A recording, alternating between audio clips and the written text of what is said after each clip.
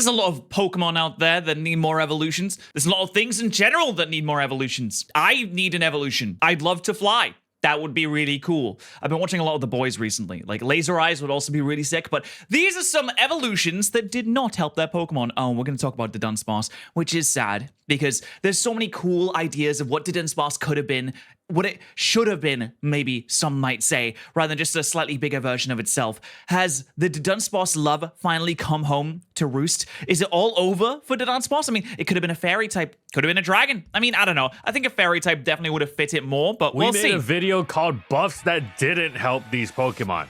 And I saw that one too. Look at that. Great video, by the way. You should definitely watch that. A video about Pokemon that weren't ignored by Game Freak, that received buffs, yet still weren't able to markedly improve. Well, what greater buff is there than an evolution? Mega evolution. Well, actually, no. I don't think there is a single better buff than an evolution. Although, I guess that's not technically buffing the original Pokemon, is it? Unless you give it Eviolites, in which case it definitely is. Like, imagine if Shuckle evolved. That therefore means Shuckle gets an Eviolite, which is disgusterous. We don't want that. When a Pokemon evolves, it's almost always going to be a better version of the Pokemon it evolved from. A more almost always, not necessarily always. fully realized version that better achieves what the previous stage would have liked to do. Like, for example, Metapod would love to fly. However, it is a cocoon. Easy example. Garchomp is simply Gabite, but better in every single way because of its stats. There are some examples of previous stages of Pokemon having niches because of Eviolites. Because of a certain trait their evolved counterpart doesn't have. See VGC, where Clefairy is used over Clefable for its Friend Guard ability. But by and large... Oh, wait. Clefable doesn't have Friend Guard? I suppose it has Magic Guard, though, doesn't it? It takes Friends and turns it into Magic. Oh my god, wait. It takes Friend Guard, turns it into Magic Guard. Friendship turns into Magic. Friendship is Magic. Clefairy is My Little Pony. Evolution is a case of Garchomp's improving on Gabites. Even when the change isn't so completely literal, i.e. Pupitar is Rock Ground before evolving into the Rock Dark Tyranitar, the concept remains the same. Tyranitar just gets really angry and mad and evil when it turns into a Dark type, I suppose. When a Pokemon receives an evolution in a later generation, it feels like a very purposeful, targeted attempt to improve the Pokemon it had evolved from. And Wyrdeer definitely is one of those, I suppose. I don't think I've ever seen anyone use a Wyrdeer in a battle before. Even in our Then We Fight battles, I never see anyone use Wyrdeer voluntarily. Like, I never even see people use it non-voluntarily. It's just never seen. Plenty of lame Pokemon, even those that are the final stage evolutions of Pokemon in the same generation. But is it Wyrdeer? It's Wyrdeer, right? Like the word, like the wards, the ward. It's like Wyrdeer. When you give a Pokemon an evolution in a later gen, it isn't just going through the motions. Once again, it's not these Pokemon being ignored. Yeah, Farigiraf got way better. Farigiraf is super duper used in VGC now. It's as if Game Freak recognized that. For example, Golbat wasn't going to hack it, and thus created Crobat. That brings us to the anomalies that comprise the subject of this video. Mr. Rime? Oh, is he really not good? Oh, we're not going to talk about Ursaluna. Surely we're not going to... Ursaluna is fantastic. Farigiraf, also very good. Cross-generation evolutions that didn't actually improve the stature of their evolutionary line. You know, now I'm thinking of it, I can only really think about Wyrdeer and maybe the Dudunsparce that might be in this video. I mean, they're definitely improvements on the original, but not so much where they'd actually punch through the competitive format and really make a space and a stage of their own. They might have better stats, a cool new ability, whatever, but the sum total of their improvements was not sufficient to meaningfully bolster the standing of what they evolved from. So, yeah, but Electivire looks really sick, though, and he looks a lot better than Electivire, let me tell you that. The opposite of, say, Gliscor or King Gambit, these are the evolutions that didn't help. It's also crazy because Bishop was already really good, and then King Gambit comes in, King Gambit even better. I actually genuinely am curious about what's going to be on this. So many years for an upgrade, and we're about to find out why it didn't help. Where does the time go? Oh, it's a Holsker! Oh, it's a Holsker! Oh, this really nice watch. I got this watch from today's video sponsor, Holsker. I'm glad you asked. Yeah. Holzkern is an Austrian-based company that produces fine watches and jewelry for both these are fine. Look, time efficiency is very important to me, so I always carry a watch. I don't want to check my phone for time because I might end up playing Showdown for hours instead of working. That's true. That happens all the time. You 1 second, you're just checking your phone. You pull it up and you start looking at some stuff, and then oh, I just opened Twitter by accident. So I'm just and then you just kind of end up and then you what are we doing? Oh, Oh god, there's an added. Okay, sorry. Anyway, Holskern's sick. Worse, playing Showdown using the Pokemon in this vid. Luckily, Oh, God. Holskern has got me covered in that department. My wrist has never looked finer. I swap between the Fall Dusk and the Hapuku depending on my outfit for today. Both go very well with my preferred business casual wear. I wasn't much of a jewelry guy, but Holskern has definitely made me reconsider wearing them because they're just so nice. Holskern offers free shipping worldwide, and they ship to the US and Europe in 2 to 5 business days. So if you want 10% off store-wide, you can use my link in the description below. And thank you so much to Holskern for sponsoring this video. Go ahead, do it. Seriously, I genuinely, I bought a bunch of Holskern stuff to give to my family for Christmas. I bought Christmas presents in June because I was just like, oh, you know, these are great. These are absolutely fantastic. And now I'm finished for Christmas. I'm all done. I'm sorted. No, I love Dusknoir. He looks so sick. This is perhaps the most iconic example of an evolution that failed to significantly bolster the stature of its line. And yet, funnily enough, when Generation 4 But when you think about it, that did mean that Dusclops can use Eviolite, and that's really good. it was actually cause for a great deal of hype. Dusclops, for all its flaws, had been quite viable in Gen 3 OU as a very bulky rapid spin blocker. And here comes an even bulkier version. HP, defense, and special defense all improved. But its design is a 10 out of 10. It's so good. But its base attack had gone from Clops' pitiful base 70 to Noir's solid base 100, and Noir could make use of it with access to its stat priority move Shadow Sneak. All it's really good. Poised for the Dusclops line to improve, right? So what went wrong? Well, pretty much everything that went wrong for Dusclops. Dusknoir is a better Dusclops, true, but it has no recovery though. What are you gonna do? Pain splits? It's so slow. It might be quite tanky, but it has no reliable way to recover apart from leftovers and pain split, which isn't really that reliable though, is it? And at base 100 attack, it might be good, but you're not gonna be punching any holes in buildings. You're not gonna be beating Homelander in a boxing match. I've been watching too much of The Boys, I'm sorry. It does not improve upon the Clops formula significantly enough to overcome Dusclops' many flaws. Remember how we said Noir's HP was better? Yeah, it went from base 40 to 45. Oh, that's really... they should have gave him at least... Oh, dude, 40 to 45 is insanely low. Oh, you need a buff to like at least 70 to make it worthwhile. Which is still absolutely pitiful. Even base 50 wouldn't really help. You can have Titanic defenses out the wazoo, but you can't do much with them if you don't actually have that many hit points. Oh, While the it's hits so themselves sad. might not appear to be much, they're still doing more than is Oh, it got one shot. This is so sad. Because it's about the percentage of damage, which is naturally going to be higher here. Plus, though Noir's higher defenses are nice, they're also not nice enough, as it's jumped up to base 135 from Clops' base 130. Which really isn't that much of a difference, so you're better off just throwing an Eviolite on Dusclops. It's going to be a lot more bulky than just a straight up Dusknoir. This in and of itself isn't a deal breaker, but the fact that Dusknoir is painfully, agonizingly slow doesn't help matters at all either. Oh yeah, and it's actually 25 speeds? That's pointless. Increasing from 25 speed to 45 speed, it's completely useless. What's the point in that? It's like putting a straw on a camel's back. It's not going to cause it to collapse, surely. 20 base points faster than Dusclops. Cool. So it can come in at a scorching base 45, making it outsped by Hippowdon of all things. Even this still isn't what breaks it for Noir though. No, that comes in the form of its lack of a reliable recovery. Pain Split does not cut it. But wait, you say, what about the Rotom appliances that, come Platinum, completely ended Noir like the bomb from Kiss Me Deadly? They too have a paltry base 50 HP, and their form of recovery is Pain Split, or Rest for that matter. Well, yeah, but they have so many other things they have access to. They have they have really good type-ins. They have access to hard-hitting moves. You can also Volt Switch. They have higher speeds.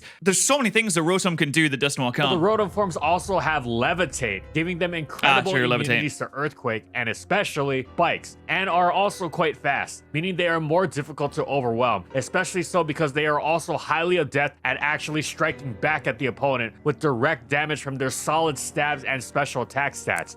Which, again, of 100 base attack, not really fantastic. That's another fault of Noir's, by the way. Utter passivity. Will-O-Wisp is a great move and all, but that whole base 100 attack stat is not at all impressive on a defensive Pokemon whose most useful stat move is 40 base power priority. It was so weak, it barely scratched 40% with its so-called super effective hit on offensive Starmie. By Oh god, that is really embarrassing. I mean, the animation is sick though. A bulky Pokemon. Dusknoir's flaws were quickly apparent even in Diamond and Pearl, as it was so easy to wear it down with its horrendous vulnerability to direct and indirect damage alike. And I really like how they use the Battle Revolution footage though, because it is such a nice to watch game. Post-Platinum, nobody good would be caught using it in a serious game at all, nor has it done anything of note in any subsequent generations. What was particularly awful— Damn, I just realized how much these videos are just like, let's just absolutely dunk on these Pokemon. It's just line after line of insult and putting it down. And you know what? If it didn't want to be put down like that, maybe it should have had better stats. About Generation 4 was that Noir had no business in OU, yet its status as a new Gen 4 evolution that seemed to have great qualities made it a perfect noob trap Pokemon, tricking them into thinking it'd be worthwhile. And this kept its usage sufficient to remain in the tier throughout the whole generation.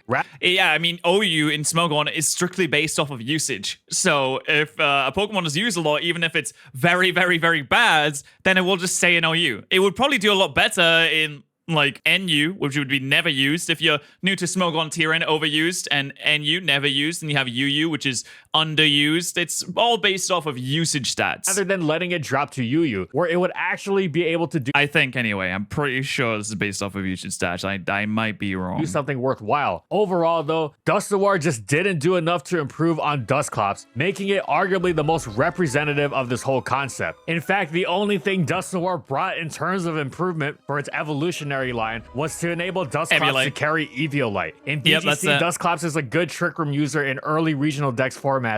Oh my god, a British person! A British person! Sorry, I get excited when I see a British person competing. Go team! Due to having great bulk with Eviolite and being very slow. Did he win? Does he have a... Okay. Oh, it is gonna be Wyrdeer, poor thing. I mean, he's got such a look at you. You could. This is just the Santa Claus Pokemon. I mean, I know that there's other Santa Claus Pokemon in theory. I know it's a Delibird and all that, but look at this man. He's got a massive, wavy beard. He looks like Gandalf the White. Listen, if Wyrdeer yells, "You shall not pass," I'm gonna start liking this thing. Stantler was a pretty good low-tier Pokemon. What? Really? Stantler was? Okay, well, hey, look at me, all shocked and stuff. First 2 generations. But with the new direction Generation 4 took everything in, it was clear that its toolkit in both typing and stats alike wouldn't be sufficient to keep up. Despite some neat traits like Intimidate and a surprisingly deep move pool, it just fell completely to the wayside. Oh, this is animal abuse at this point. Christ almighty, just look at this thing. Poor thing can't do anything. I mean, it's literally just a deer. What's a deer supposed to do in any situation against fire-breathing mammoths and ice-breathing volcanoes? What are they supposed to do? It's a freaking deer, man. They lose to a random hunter. They lose to Jeremy Clarkson at the top of a tree with a rifle. What are they supposed to do to any of these creatures? Legends Arceus Evolution then, which made its debut in Scarlet and Violet, was a blessed relief. And what's more, it was interesting as it wasn't just a standard case of Stantler but with better stats. It is, of course, more powerful than Stantler. All right, let's have a look at these stats. 65 speed? Oh no, what has happened? Oh god, what has happened here? 65 speed, you're definitely going to need agility. 100% you're going to need agility. Jesus Christ, okay. He has slightly better offensive stats. Unfortunately, it's not really... It's a mixed attacker, which means it doesn't really excel. It's like a jack of all trades, except it's very slow at the same time. It is funny that the Pokemon that you ride around on, and, you know, you ride quite quickly throughout the region,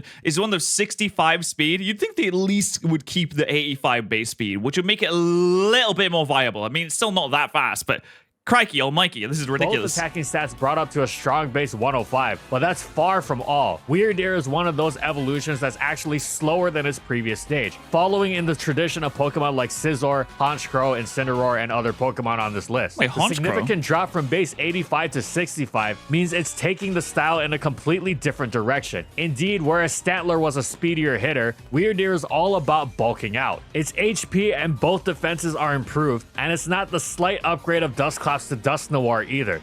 Yeah, I mean, 30 into HP and then 10 into defenses. I mean, 72 defense and 75 defense, obviously not the best in the world, but paired with the high HP, it's pretty good. It received an excellent 30 base stat jump from Stantler's 73 all the way up to a highly impressive 103, while it received 10 to both defenses, defense going from 62 to 72, and special defense from 65 to 75. Perhaps the most fundamental change, though, was its new typing. Instead of being a pure normal type like Stantler, Wyrdeer fully leans into Stantler's psychic adjacent abilities Psychic normal is very good. You still have that immunity to ghost. You're no longer weak to normal's only weakness, which is fighting. So you're moving one of your psychic weaknesses. You're eliminating one of the only normal weakness. You're weak to what? Dark and bug, I believe. And was now a half psychic type, meaning goodbye fighting weakness, hello useful resistances to opposing psychic. Plus, this was a rare case of normal typing actually helping defensively, since Wyrdeer was a psychic unafraid of ghost, while offensively, Wyrdeer would no longer be plagued by a lack of super effective coverage on its stat, since it had the excellent psychic for that. So how did it wind up? Surely it couldn't be worse than Statler's untiered status, and probably just a bit better, at least something.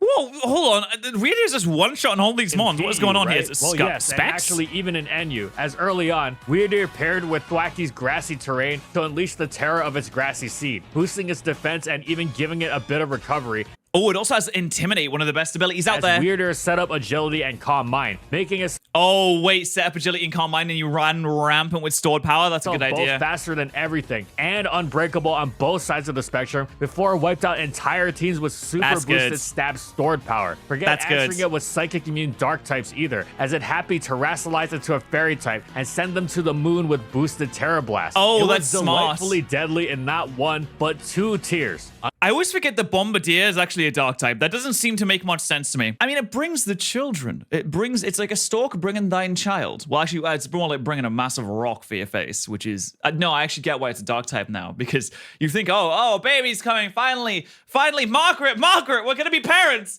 Let's bring it the baby. And then it's just a rock, and then Dave's dead. Margaret's screaming in the corner, wailing for help. Dave's got a massive rock through his skull now. Yeah, no, I understand why it's a dark type. Until the DLC came around. Turns out all of those cool new traits only really amounted to anything with less option. Once it opened up, Wyrdeer proved to be insufficient at meaningfully improving upon Statler's status. And that was just the first DLC too, with the second unnecessarily but even more thoroughly ensuring it was done for. It's a shame because sad. It's not like it was building off of Statler's ill-fitting profile, because that would have been easy to see failing. But even this practically we're just seeing the abuse now, the absolute abuse. I like how the storytelling is shown through the video with Wyrdeer, building up, setting up, doing a lot of damage, taking these Pokemon down, bam, bam, it's doing so well, and then DLC comes out, DLC mons come in, and they kill the Wyrdeer. Like, I don't know if that's... I suppose it is meant to be that way, but I don't know how many people pick up on that kind of thing. It is a very good way to edit the video, though. Entirely new Pokemon couldn't muster even PU status. Remember that whole thing about not being worse than Statler's untiered status? Well, it's technically true because, well, it isn't worse, but being untiered, Wyrdeer is quite literally just as poorly off as the Pokemon it evolved from. That's really sad. That's really, really sad. Oh, not Electivire. I love Electivire. He's so nice. He's brilliant. Mixed attacker. Electivire is renowned among fans as one of the most disappointing Pokemon in the game. Its tail bears some surface similarity to Dusknoir, but it is in actuality far more tragic. Noir's really? It's more tragic than Dusknoir? I mean, Dusknoir's literally dead. Fall you could see coming, as it simply was too similar to a Pokemon that was already highly flawed. Evire, on the other hand, takes the Electabuzz playstyle in a different direction. It is slower than Ebuzz, but its speed is still quite good, and theoretically, it seems like quite the fair trade-off for what Evire gains upon evolving. Yeah, getting so much power and a sick new design as well. Like, I mean, just look at that guy. It's pretty cool, right? Not the slightly higher HP and defense. Look at that. It's still got a respectable 95 speed. You can scarf that. It's got 123 attack. I'm telling you, a choice scarf Electivire is nothing to sneeze at.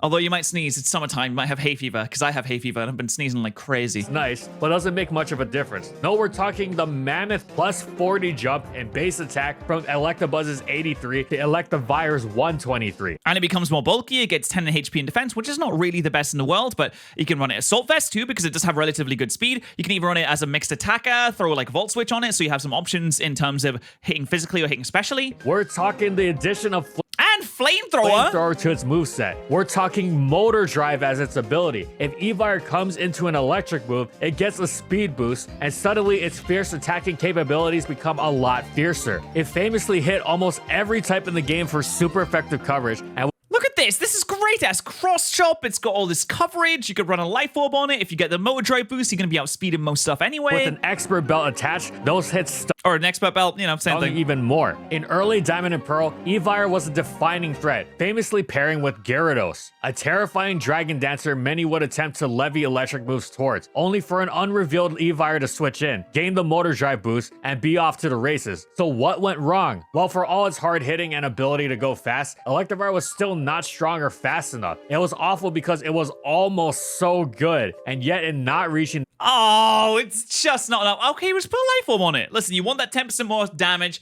put the life form on it. You're sorted. That status, it didn't wind up being good or decent or okay. It instead fell flat on its face and Wait, was life orb in Generation 4? That might be why it wasn't run. Was life orb in Generation 4? Oh yeah, life orb was in Generation 4. Okay, all right, yeah. No, it's fine. Yeah, that's all right. Just use that. Grizzly puddle of being completely terrible. Its physical electric stab was the appallingly weak Thunder Punch, completely undercutting its great attack. I mean, you could throw a wild charge on that.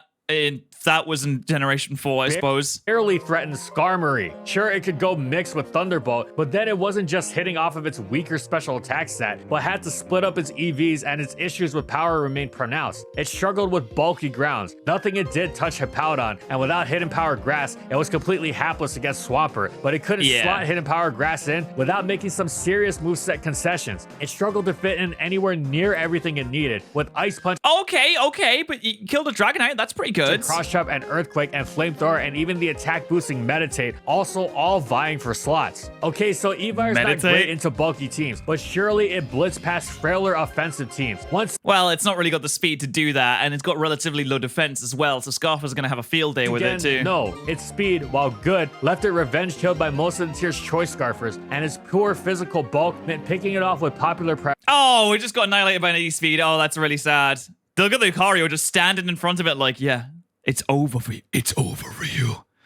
I already didn't pose much of a problem either. Oh, and no matter what it did, it was utterly worthless into the Rotom appliances that also happened to outclass it, meaning Platinum ensured it was buried even deeper under the ground than before. Remember how we said Electivire was a major threat in early Diamond and Pearl? We didn't just mean early Gen 4. We meant Diamond and Pearl specifically pre-Platinum, because by the oh wow, that is really specific, isn't it? The midway point of the nascent, still developing metagame came around, the player base had quickly realized that, as scary as it seemed with that motor drive boost, Electivire wound up being spectacularly disappointing, and this was even before the Rotom appliances, forget after. However, Electivire was like Dusknoir in that, though its horrendous flaws were readily apparent to any experienced player, its upsides seemed quite appealing to newer ones. Gyarados quickly went from meta-defining duel to noob strategy. However, this noob strategy was popular and kept Electivire's usage sufficiently high throughout the generation to oh man, and it only has one weakness too. Like, it really could have been spectacular. From dropping to Yu-Yu, where it either would have fit in nicely or been hilariously broken, or maybe somewhere in between. That's not gonna kill. Well, that killed? It must be Swords Dance. Had to be Swords Dance. Never know for sure, because instead, Electivire was doomed to forever be a joke. Forget improving on the Electabuzz line's solid competitive history. Electivire wound up becoming one of the most famous flops in Pokemon, and never managed to redeem itself in subsequent generations either. Oh, give him a speed boost. Come on, just give him like 10 more speed to 105. Maybe give us a little bit of ball across some attack. Like 130 attack, it deserves 130 attack. Electivire deserves the 130 attack. He does. Look at him. He does. Oh, Farigiraf. I mean, Farigiraf is, yeah, specifically singles, not VGC, because Farigiraf is killing it in VGC right now. Girafarig, beyond baton passing agilities over GSC UU so hard it got the strategy banned, which is admittingly very cool, has had a meager non-existence of a competitive history, with an awkward inability to pull off much of anything successfully. Any interesting possibilities consistently undermined by its strange typing that its low stats don't let it get the most out of. However, like Stantler, it received a new normal normal Psychic is really good typing form in Scarlet and Violet, Farigiraf, which actually bore many similarities to Wyrdeer's playstyle, but Farigiraf was much more terrifying and aggressive. It was a little terrifying. Oh, what are we terroring into? Slower, but with agility, that wasn't much of an issue. Its defense is at base 7. Ooh, okay. Base 60 defense. Base 60 speed, again, very slow mons all over the place. 120 HP. You don't need that much. Yeah, I'm just gonna say, you could take 10 out of the HP, put it in the special attack, it'd probably be a lot better. 110 special attack's not bad by any means, but still, I mean, you could definitely do with a little bit more. Rack up a few agilities, maybe a Calm Mind and a Nasty Plot, slap out some stored powers, and you're having a great time. Similar, but Farigiraf packed a monstrous base 120 HP stat. For reference, this is the same as Arceus and Cresselia. I honestly don't know why they put another 10 into attack. Like, what do you think that Farigiraf's gonna do with attack? Do you think it's gonna... I mean, I know, I've seen giraffes fight. They use their long necks as bludgeoning tools. I mean, just look at these demons. Look at them. Look at them, they're just going at it. With their necks? I mean, that's all they really have. Then they just kind of chill out and they start... Oh, no, they're going for it again. Jesus, look at them go, crikey. I mean, that's all they really have. Then they just kind of chill out and they start... Oh, no, they're going for it again. Jesus, look at them go, crikey. Back to bludgeon. Also hit harder. First, because of its superior base 100... What was I saying? Oh, yeah, why'd you give it more attack? Is it because the neck's longer? Is it because it has a helmet on now? 10 special attack stat. And second, because it wasn't boosting its special attack with Calm Mind, but instead Nasty Plot. Oh yeah, forget bypassing its boosted speed with priority, because the Armor Tail ability would stop any such attempts in their tracks. Farigiraf's Double Dance set found success in early RU, as well as terrorizing early NU and even PU. If not going the Grassy Seed route, it could even opt for Cudshoe as its ability to get a second use of Citrus or Lumberry, or it could go with Sap Sipper to give itself an excellent grass immunity, increasing where it could set up, and as a bonus, its potential attack. Oh, wow. Okay, interesting. Oh, if you get an attack buff, that also factors into stored power as well. Boost for switching into a grass move could strengthen stored power even more. Additionally, it wasn't restricted to its Double Dance set. It could run a fierce offensive Trick Room variant, which did away with the speed investment required for agility and poured it into bulk.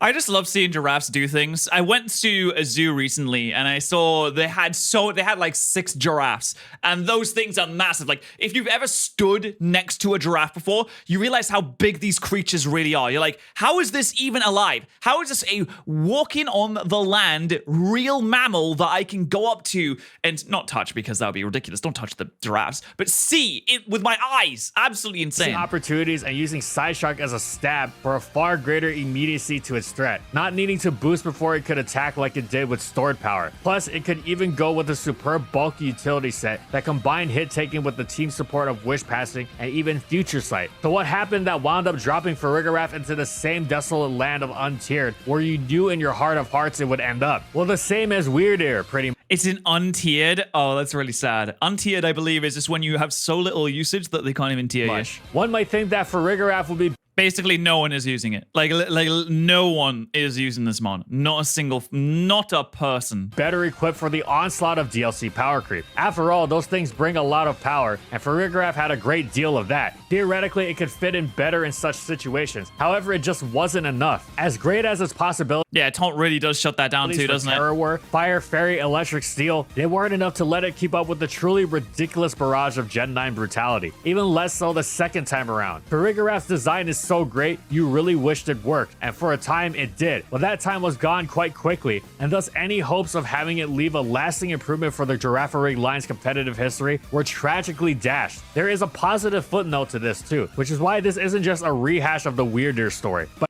oh my god, it made Girafarig usable in, what, Little Cup? By virtue of gaining an evolution, Girafarig became eligible for Little Cup. Oh my god, it actually is in Little Cup. That's insane. Oh my god, wow. Yeah, sure. I can see Girafarig doing some good in Little Cup, which Little Cup is just the babies. It's the baby tier. And it absolutely destroyed that metagame, shattering it with utter hilarity and getting itself banned. As a result, it is actually the more successful of its evolutionary line in singles. But this is specifically because it has an evolutionary line to begin with. So you could make the argument that Farigiraf did in fact improve its evolutionary line. It just didn't do so directly. And by the way, if you're wondering why this didn't happen to Stantler, it's because it can't actually evolve in Scarlet and Violet, as Wyrdeer is only accessible through home transfer from Legends Arceus. To be eligible for Little Cup, a Pokemon must be able to evolve in-game. Oh, wait, the player cannot use the following Pokemon: Cutiefly, Diglett, Dunsparce. Wait, what? Dunsparce? Is it banned? By disqualifying Stantler. Oh, that's... Wait, Dunsparce?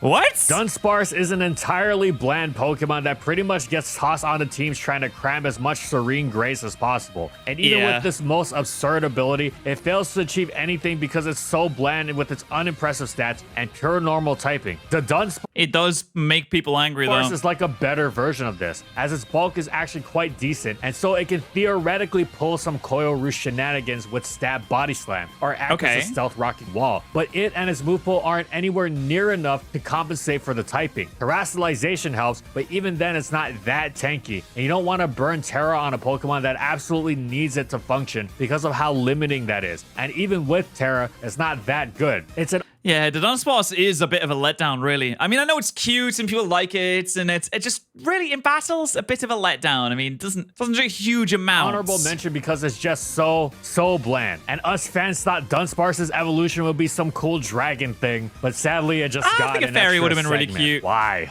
Kleavor, on the other hand, is actually quite a good Pokemon. And I love Kleavor. I think Kleavor is fantastic. I love using Kleavor. Are you several tiers above Scyther, which is historically a great lower tier Pokemon itself. I also think that it's really cool that the Scyther evolutionary chain with Kleavor and Scizor don't actually gain any more stats. They just redistribute them, like communism. An honorable mention because, well, Scyther's other evolution is one of the best Pokemon in the game. Full stop. Yeah, Scizor is really just great, isn't it? Oh, Mr. Rime. Oh, I like him. He's a nice fella. Quite a curious case, as Mr. Rime is not as direct a cross-generational evolution of Mr. Mime as the others have been. Instead, it and Galarian Mr. Mime came about in the same generation, but we think they merit being mentioned, especially because what they did was so interesting. With its newly gained half ice typing, Galarian Mr. Mime basically pretends to be Jinx, while the same typed Mr. Rime slows down, hitting much harder and gaining some nice bulk in exchange. He really slows down again? Why do all these evolutions slow down? Accentuating the latter with Slack. Hold on, you know what I'm noticing a chain is that every single evolution in this slows down, which means if you slow down your Pokemon, then it becomes useless and stupid and unusable.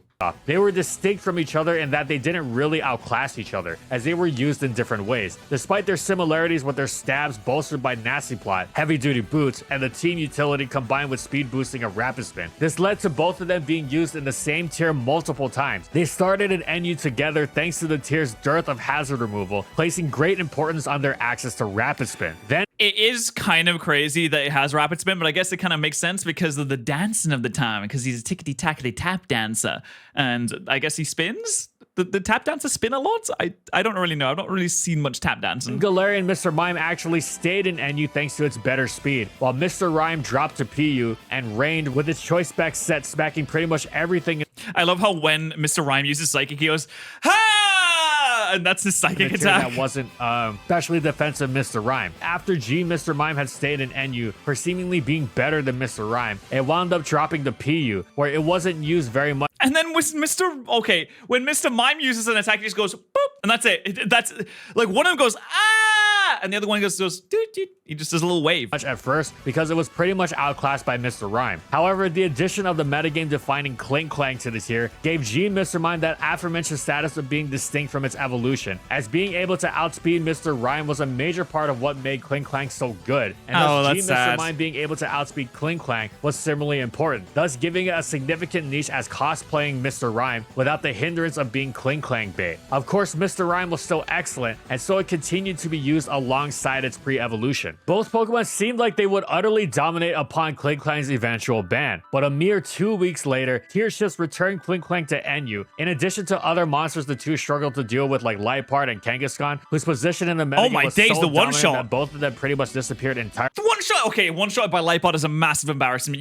No Pokemon should ever be one-shotted by Liepard. Well, back to PU, right? Nah, the Crown Tundra's power creep ensured they were done for there too. Most notably, they were just absurdly outclassed by Jinx. Forget cosplaying when the real deal shows up. And even Jinx itself was so flawed in the tier that it too was untiered. So these two stood nary a chance. That's really sad because I like Mr. Rime. In a sense, this example of the Mr. Mime family is perfectly emblematic of this video's concept. Mr. Rime so decidedly failed to completely improve upon his evolution in the way that is expected that it was regularly used alongside it, and at one point was even in a lower tier than it. And that's it. Really Most sad. Generational evolutions are quite. Oh my god, getting an evolution and having the evolution be be tiered lower than the original is so sad. I mean, I know it's not the original because it's the Galarian version. I don't know where the original Mr. Mime was, but still, that's very sad to hear.